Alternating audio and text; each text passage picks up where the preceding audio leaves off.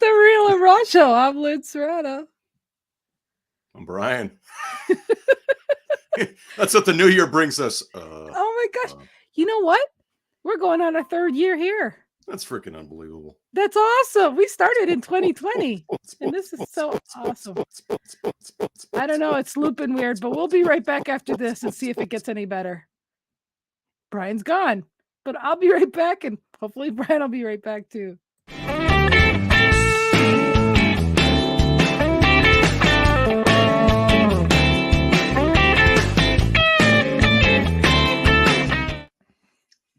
Brian, are you here? I'm here, yeah. You're going to have to get a smiley face. Apparently, by me singing, I screwed up my camera. Yeah, we don't need to do that. For those of you that don't know, I was singing. Lynn posted up something to get her jamming on somebody that she knows. And yeah, I was singing and it might have screwed up my camera. I don't know. You know, I don't know. It may go. have been like a karma thing because I think like you were just being like the rendition was goofy and silly. And I guess it just kicked you in the ass. Apparently my camera, it broke its lens or something because it doesn't like me to sing. However that works, I have no idea, but we're going to run with it. Yeah. Well, what were the lyrics without you like putting the singing? Hand on. Joe Cocker. Wait a minute. Give me like, yeah, it was from Joe Cocker. And watch my camera go out again because of that. So thank you very much. Yeah. Well, you know, maybe we got to, have the legal copyrights of saying certain things or trying to sing like that. But well, I don't know. God knows nobody's calling me for a singing deal anytime soon. I'll tell you that much. Oh, well, Happy New Year. Happy New Year. Happy 2023. Here we are 5 days in. I'm so excited because I was just telling you off camera that we're going to start, we're going to rewind some videos from years gone past. And I mean, going on our 3rd year, it's going to be fun to have those clips and stuff. So, and if I would have been more prepared, I could have like taken the show where we did our word 3 years ago. Yep. Just about. So, it's one of those things where it's like, yeah. And we did it in 2019 or 2020. Yeah. So that's just like crazy. This is super crazy. Well, and look at Mr. Coachman. Please don't say it. It is a joke. I'm glad we got our one and only person to say I don't need to sing. So I'm glad. Thank you, Charles. Coachman, we love you. We love you. Happy New Year to you and to your wife. So if you have ever heard wolves howl, that's probably better than me singing. But you'll have to see the repeat on this because it went whoop, whoop, whoop, whoop, whoop. It was like a glitch. It was like even better.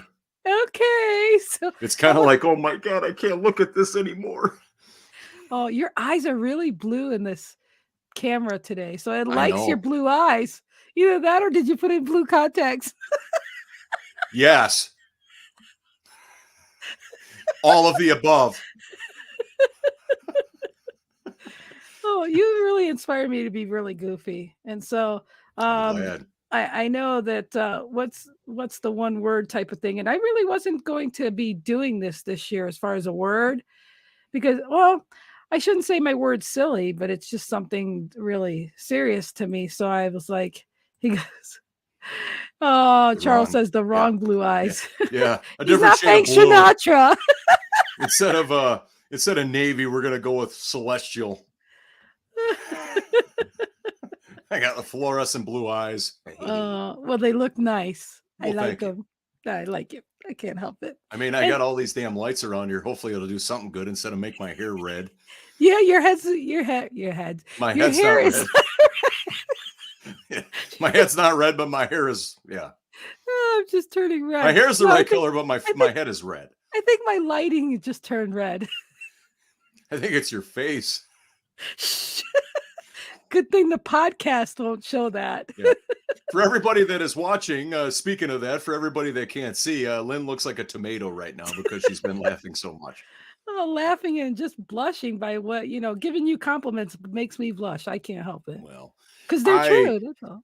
We are January 5th, and it's just like, hey, I mentioned to Lynn on Monday, hey, how about this for a topic? And I need to acknowledge Lynn because I'm not a it's based on this premise. New Year's resolutions, whatever anybody says, I have a program mechanism of my brain that I don't believe in resolutions because the root of resolution is resolve, which automatically puts it in a negative position.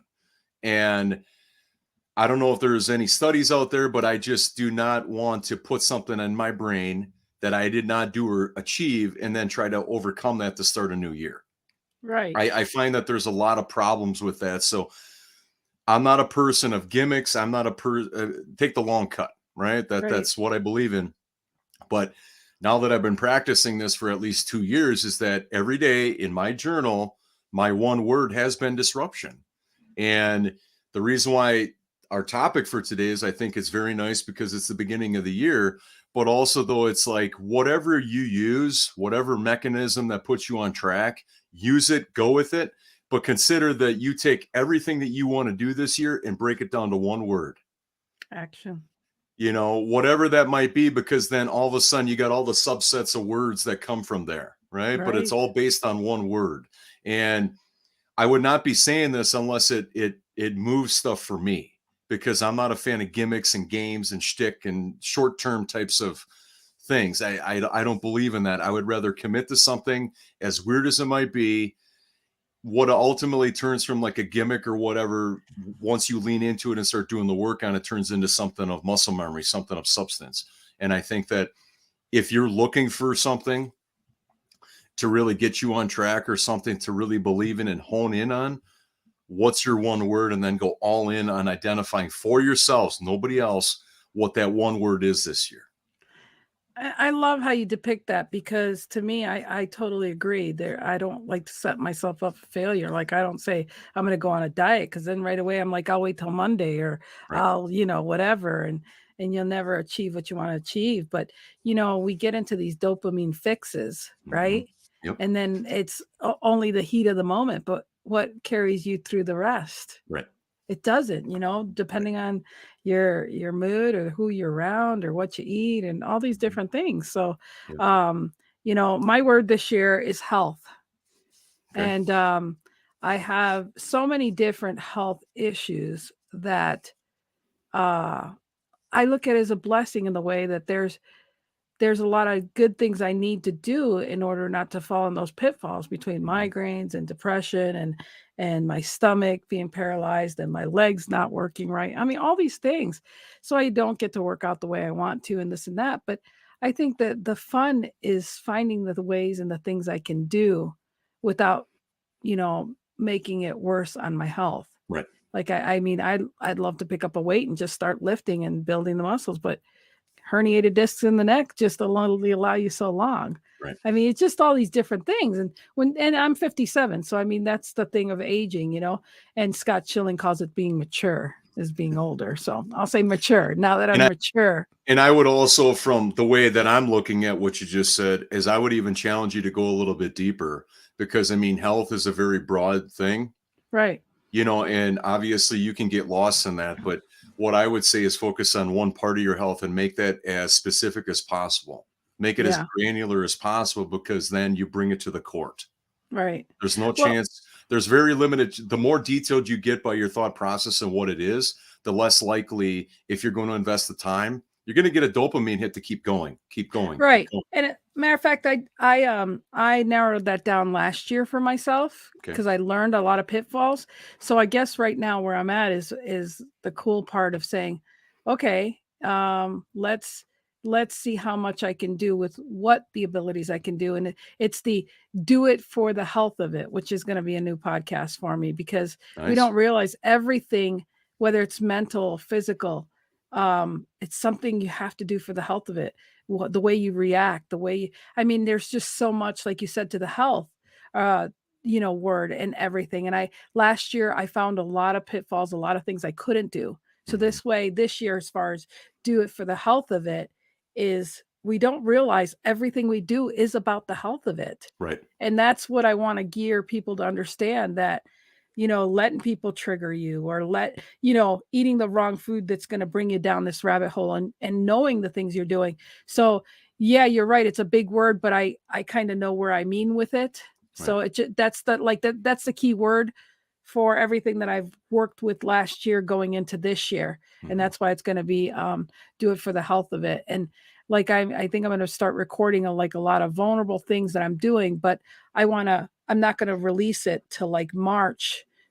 And then I will go back and forward with it because I want to see my own results with it and where I'm at, and also encourage people to say it was only 3 months ago that I was like this, and this is how I am now. So it's a process. So you got to kind of go back and forward with it. But that's my word. What's your word? My word is the same one as it's been for going on a second year, and that's disruption. Okay. And I would say within, and everywhere in my life, everywhere. I mean, I've invested every day for over 365 days looking at that word and writing down something about it.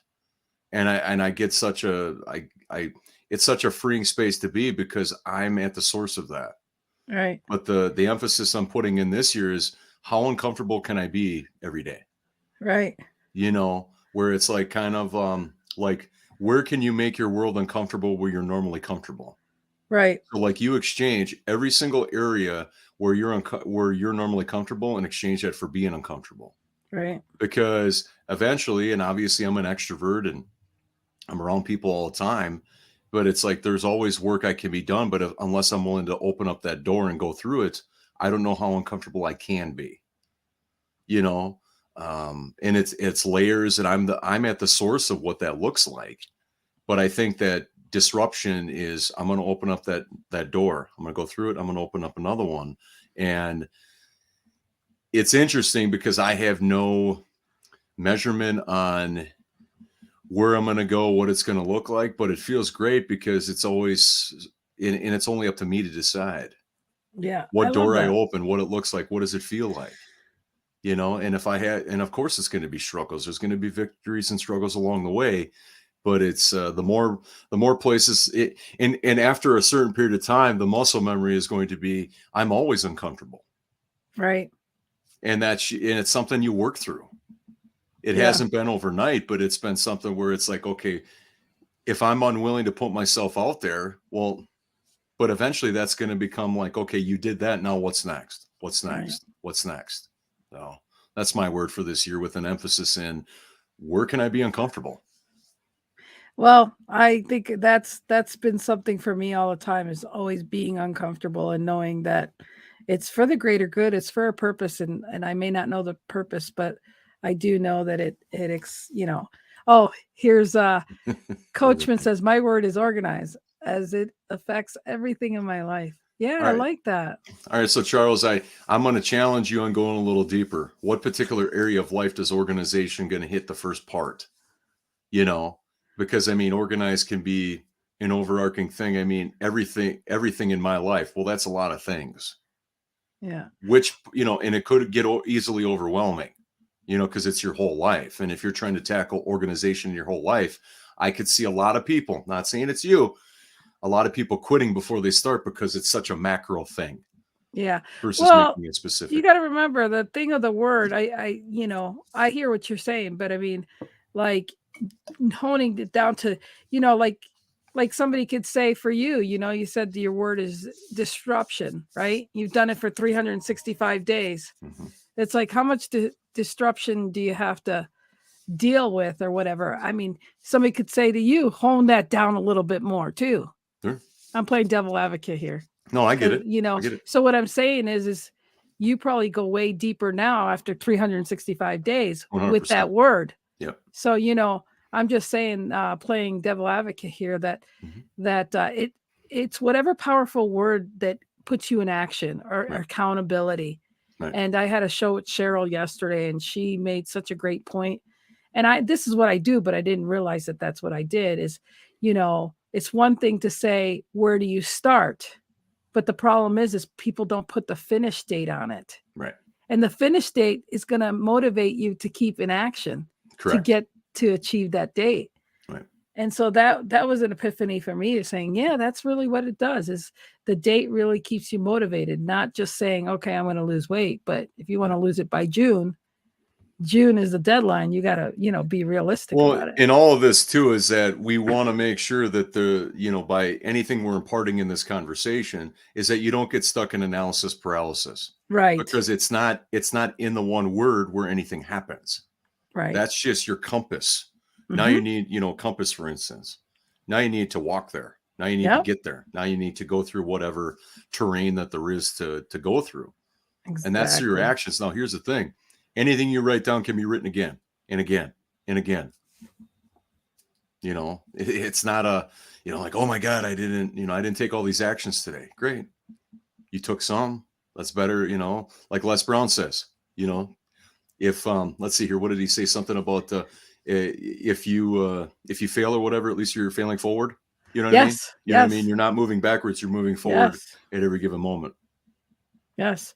And I totally agree. I think we're hard on ourselves on the linear part of, this of the timeline, Mm-hmm. but you got to realize, like everything is constantly moving Correct. forward with or without you, but at least move a hairline today more than you were the day before. Well, and I think if this might help, maybe this will help you, Charles or Lynn or anybody else that's watching. Is I found a lot of validity, but I'm a visual learner and I'm a very deep thinker. Is to reverse engineer the outcome. Reverse engineer what that word looks like for you. The more specific, the more you can get it on the court, the better, because then whenever you're dealing with crisis or struggle, you can always go to a visual that you created in your head, and through time it'll become more specific about what that looks like. Yeah. Because you're going to hit roadblocks, you are going to hit struggle, but how do you respond to that? And I mean, we're probably within the range here in the next 10 days or 20 days of anybody that wanted to sign up for a gym. 100%. The reason why we can spout it off so quickly is because it's so complimentary in our society that's, I want to get in better health. Well, great. Saying it doesn't do it. Why do you think they have the memberships to join till like January 13th? Because they know by the 20th, there won't be enough people there to entice you to keep going, because all the people won't even be showing up till after that. You want to read what Charles has here? Charles says, my life has changed 180 degrees in the last 9 months. So getting my mind wrapped around all that I have to do calls me to be truly organized on the things that need my attention and let go of the things that have no upside. 100%. And I think that also, and thank you for sharing, Charles, but I think that also touches on something that I didn't share when Lynn was sharing, was about in your brain about what's healthy and what's not, is that you have a better awareness mentally of what is healthy and what is not. Yeah. You know what I mean? What you say to yourself, what people say to you, how do you interpret it? Right. And so I think there's a parallel here of what is said and what do you make it mean, but also though, is it positive or negative? Right. Right. And I think a lot of that kind of parallels within what Charles said. Yeah. And I think it'll be interesting, because for me, you're going to see that word for me all over the place, because when all else fail, I'm like, I got to do it for the health of it, it's the mind, body, or soul. I'm going to do it for the health of it this year. So, so instead of the hell of it, it'll be the health of it. And I think that too, is that knowing that this is a lifelong journey, whatever we make of it, there, obviously, like yesterday, what you talked about with Cheryl, but at the same time, it's like, if you don't have the visuals of what you're putting in or the reward, like if you have a certain look you want to be, or how do you want to feel? Like, is that a CRM for you, Charles? Is that to not have a dirty desk? Not saying you have one, but I'm just putting it out there. The more specific you can get about how you want to feel, right. I mean, I know plenty of people that'll pay people to make things go away out of their life. Yeah. But they can't keep it. That's the thing. You can't keep it. You can have it's like, they say the first 10 pounds helps you motivate you for the rest. And yet it motivates you if everything's clean. But if you're not paying attention how you're messing it up, you're going to have to get somebody to come back and redo what you're doing, because it's not set. So in the long run, does it pay to have somebody just clean up the mess, or does it pay to understand why you do what you do? Correct. And correct it while you go, and modify. Do you really like it this way, or do you not? And that's kind of what I've even done with my bedroom this past year. What's functional? What do I use? What don't I use?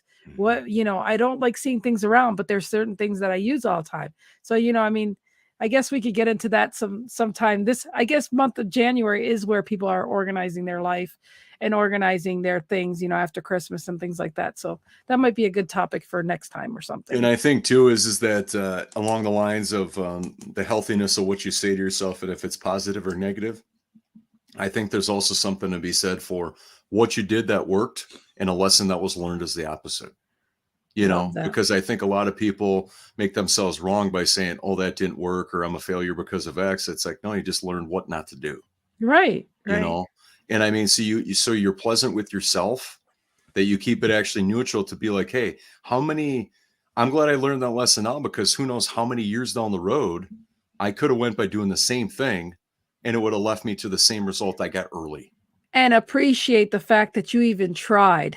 Correct. And if it failed miserably, hi, Eric. If it failed miserably, so be it. Say, damn, I'm so glad I tried that. And laugh at yourself. Laugh at the fact that it really was a shit show. I mean, just say, hey, at least, and you can look at somebody else. Well, did you try doing that?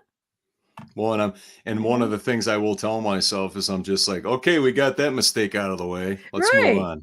Right. And laugh at it. Laugh and say, hey, at least I know now, I mean, and I mean, we're, here, Harvey McKay and other people said is that the greatest project you're ever going to work on is yourself. Absolutely. There is no deadline on that. The only deadline there is when they put those words on your tombstone. Yep. On your gravestone. Mm-hmm. Yep. And so there is no rules or laws about what it is, but by who you follow and lessons you've learned in life, and by the adventure that you've been on, you use that to your benefit. You use that as your guidance. Yep, absolutely. Well, I think you already had your last words for the day, but do you have any more before we go? How about your last words this time? Let's flip it. I love seeing you every week. I missed you the last couple weeks. I'm excited. This is going on our 3rd year. Woo. And I'm going to have to count how many videos we've done. We've done a lot. Gosh. We've done a lot. And golly.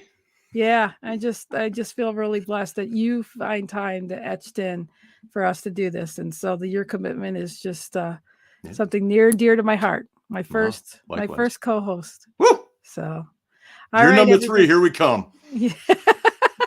All right, you guys. I love you, Brian. Love you too, Lynn. Okay. Have a great day, you guys. And we'll see you next week. Bye. Everyone.